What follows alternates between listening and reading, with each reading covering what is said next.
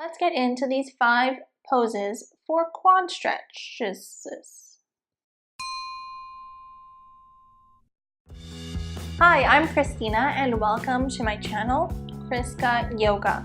In today's video, I will be talking about 5 yoga poses that you can do to get a really good quad stretch. Stretching out your quads is extremely underrated. If you're a runner, if you work out a lot or at all, if you sit down all day and your quads are just tight, especially around the hip flexor area, these stretches are things that you should be doing very, very often. They are things that I hate. I hate stretching my quads, and I know that means that I really need to do it more. Stretching out your quads and the front of your hips, your hip flexors, are a great way to reduce tension and stress because we carry a lot of stress in our hips. We carry a lot of muscle tension there, so releasing them out often, helping to keep that area gentle and soft, is a great way to manage your mental health as well. So in this video, I'm going to give you 5 yoga poses that you can do to stretch out your quads and your hip flexors. Before we get started, if you are not yet subscribed to this channel, please hit that subscribe button down below the video. I post 2 free yoga videos every single week on this channel. It is free to subscribe. I would love to have you join us as a subscriber. So please hit that button down below. So if you're ready, let's get into these 5 yoga poses for quads. The number 1 pose that I'm going to talk about is low lunge. When I say low lunge, I mean lunge with your back knee down onto the floor. On the East Coast and on the West Coast, there are differing terms and we think of low lunge as different things. I don't know which one is which because I trained in both places, on the East Coast and the West Coast, so I get confused. But when I say low lunge, I mean lunge with the knee down. This is a great quad stretch for the back leg, and you're also putting the hip flexor on the front leg into deep flexion, and this softens the hip socket as well. So you always want to do both sides of this pose to be even on both of your legs. You can deepen the quad stretch by bending the back leg and taking hold of it in your hand, coming into a twist. It is a great way to really get in deep to that quad, and you can be as gentle with it as you want. So you don't have to get that deep with this one. You can just remain in low lunge and press your hips down towards the ground. It's very customizable, and you can do what you choose and what is right for you in the moment that you are doing the pose. The number 2 pose I'm going to be talking about is very similar. It is just getting down a little bit deeper. So it's called lizard pose, I believe. It is just low lunge, basically getting a little bit lower than that. So walking your front leg out to the side, coming down onto your forearms and pressing those hips down towards the ground even further, stretching the front of that back leg. Again, as you did in low lunge, it is always good to do both sides of lizard pose so that you maintain some symmetry in your body and you remain even on both sides. This is a very, very deep pose.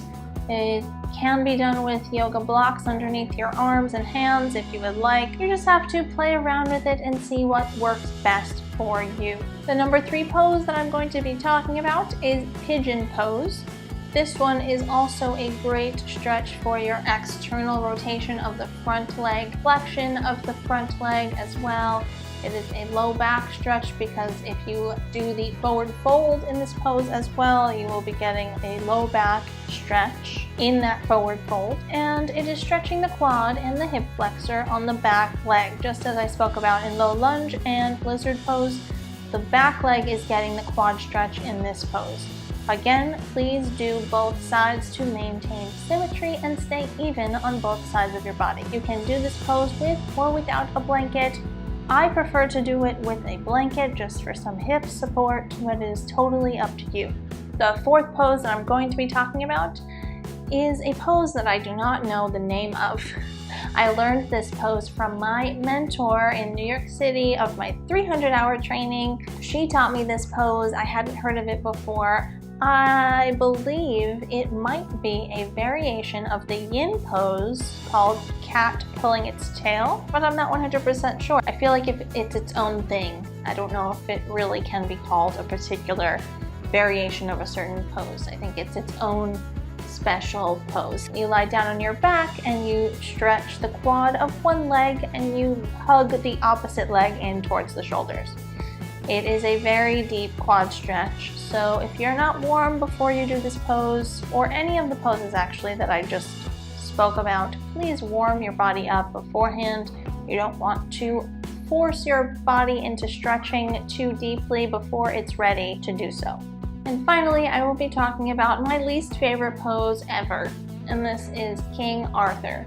I've spoken about this multiple times, especially on Instagram, I believe. I think it was a part of a few of my yoga challenges that I've done on Instagram. So I've spoken about my hatred of this pose over there multiple times. It's just really unpleasant because it is so deep of a quad stretch, but it is so good for you. Stretching out your quads is a great thing to do, as I said at the beginning of the video, and this one will really get in there. You can do this against a wall. You should do this with some padding underneath your knee to protect your joint on the floor if you have it. You can do this with your hands down for a bit of a less intense quad and hip flexor stretch for the back leg. And as I've said throughout the video, you must do this on both sides to maintain that symmetry and evenness within your body. I need to do this pose way more than I do. Do what I say and not what I do. Check out this pose. It's a really great quad stretch and hip opener. Thank you so much for watching. I hope you enjoyed this video. If you liked it, please hit that like button down below.